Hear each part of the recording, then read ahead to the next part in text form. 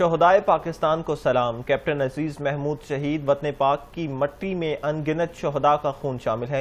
आज कैप्टन अजीज महमूद मलिक शहीद की पहली बरसी अकीदत और एहतराम के साथ मनाई जा रही है।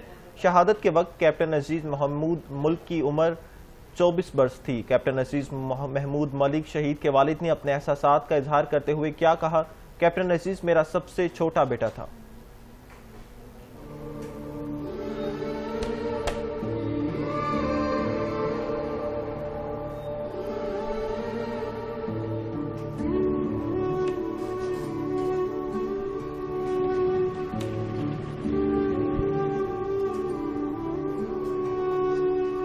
सर तेरी आबरू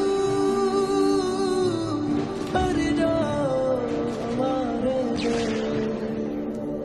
है वतन तेरे सदके उतारे गए।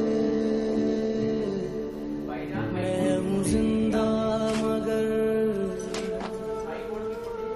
ऐसे जिंदों